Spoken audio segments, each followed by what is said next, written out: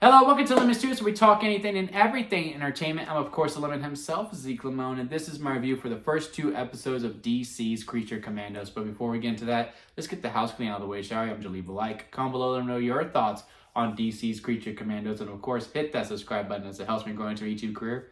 I would greatly appreciate it. Now, all that out of the way, let's get into the review, shall we? So, the DC Universe has officially kicked off with James Gunn at the helm. What's canon, what's not, and I will say probably out of these first 2 episodes, that was the most fascinating thing to watch throughout. Now, clearly, we knew this going in, but now that it is confirmed, everything James Gunn did prior to this takeover is canon. So Peacemaker and the Suicide Squad.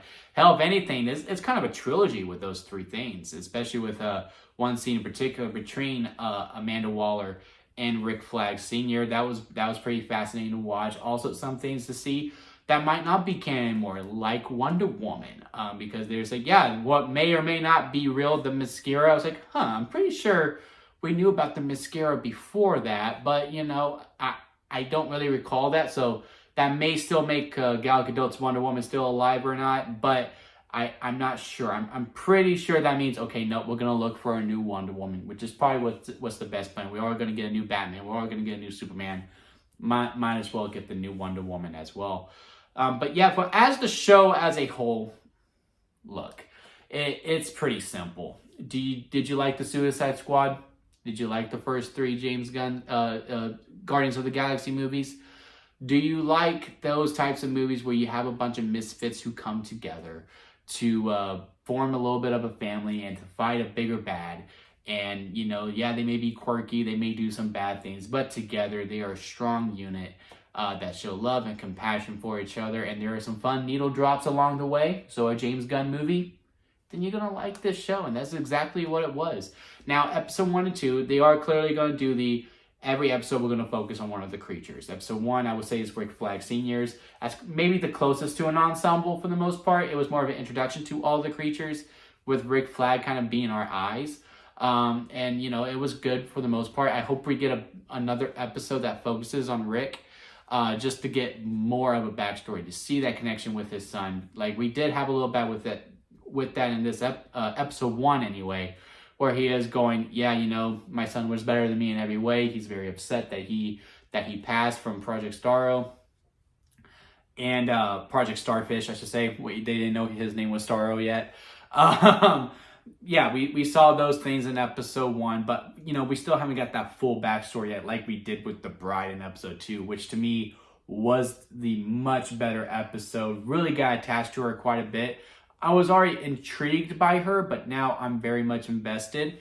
The creature I'm most looking forward to get to know in the future is the fish. I don't know. I just think she's very much interests me. I was very much attached to her already, maybe because it is the voice actress who plays her, but I thought she was very sweet. I thought she was very fun. How she kept telling the bride, hey, we probably shouldn't leave because we're going to get electrocuted, but yet she keeps following her, like she's trying to support her, like, okay, what do we need to do? We need to find this necklace. Okay, let's look around. Okay, can we go home now? And I love that final beat when the bride just turns and goes, after they completely lost, she goes, hey, I'm sorry. And she goes, go fuck yourself. Like, she was being so nice and trying so hard to be within the realm, with the bride, but at the end, when she realizes that we're totally screwed, go after yourself, man. I was like, yep.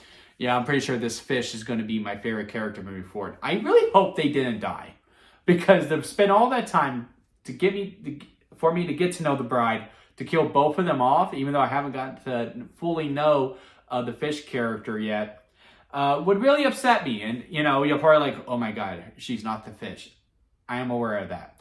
I will come clean about it right now. I am not super into DC. I like the movies. I actually liked all of the movies before this whole takeover happened. I've given every single one a positive review. Yes, that includes the theatrical cut of Batman versus Superman. Yes, that includes the original Suicide Squad. That was just Suicide Squad. I like that one as well. And, I have watched some of the cartoons, and those are the ones that got me my eye line in. The Justice League TV show that was on Cartoon Network. Teen Titans. I think I could go pretty toe-to-toe with anyone when it comes to Teen Titans lore. But besides that, I really don't know much of anything else. So if you are looking for someone who's really into the comics of Creature Commandos and knows all the backstories of all of them, I'm not your guy. I'm just a casual DC movie fan, or entertainment fan, I should say, because this is a television show and just going along for the ride. And so far, going along for this ride, I really much have fun with it. Now, these episodes do drop at 2 a.m. And I haven't done that where, I woke up early to make sure I watch something on the premiere at 2 a.m. in a really long time. I think maybe Loki season 1 was the last time I did it. And then after that, I was just like, okay, I'll catch it when it comes on. I'll catch it after work on the day that it comes on, I should say. Sorry, let me course correct that. Does this show, after watching these first 2 episodes, make me want to get up at 2 a.m. again to watch it at the premiere time? No. But it does make me make sure every Thursday after I get off work, I will watch this show. I will watch the latest episodes. Now, it wasn't perfect by any means. I do think some of the needle drops do come from out of nowhere. And also, I feel like some moments weren't given a full chance to breathe all the way through. And for the most part, I'm going to give that to just that is 20-minute episodes, right? Like the Bride episode at the end, where, it's revealed, hey, she actually had a relationship with Dr. Frankenstein, which is a little weird because, that's kind of like your dad, right? So, that's another conversation to have at another point, which means we probably should never have it. But anyway, she grew a relationship with him. They were very intimate with each other, and Frankenstein kills Dr. Frankenstein so that Frankenstein can be with the bride, right? Frankenstein's monster kills Dr. Frankenstein so he can be with the bride, right? Because that was what getting him away from her. And, it's this big moment. She's getting beat. She's about to be dead after fighting this wizard. And, she now has balloon hands or whatever. She's thrown off a cliff. And she's looking at Dr. Frankenstein's dead body in the flashback. And then all of a sudden there's this random needle drop. And then we've seen Frankenstein stealing or chasing after the bride throughout all these different decades, which was a great sequence, by the way. It was a good montage. I had a good time with it. I would just like a few more minutes to just feel that with the bride a little bit. Because, this is a person who taught her everything, who showed her love, showed her compassion, never forced anything on her, like Frankenstein did. And I just wanted to feel that a little bit more before we had this little needle drop. But again, I chalked that up to the 20 minutes. What I will not chalk up to the 20 minutes of the 2 episodes was the relationship of the princess and Rick Flag. I don't fully trust this princess, so, this is for, later episodes on. But, they both have an interest in each other. And, that's fine. That's truly fine. But I just thought this was going to be a whole season arc thing because, she comes very bold. And, hey, we all love a girl who is very bold about what she wants and what she desires. By all means, do it. And he turns her down. He's like, look, it's not professional. We're on the clock. It's not right. So he leaves.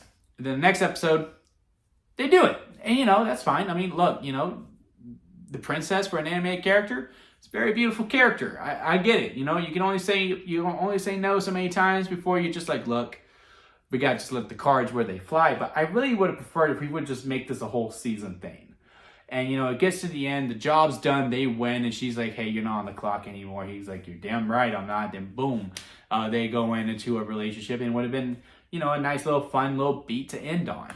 But, besides those 2 things, I really had a good time with it. I like all the dynamics with it. I'm glad to see the Weasel again. That was very cool. It was also cool seeing Viola Davis voice Amanda Waller animated.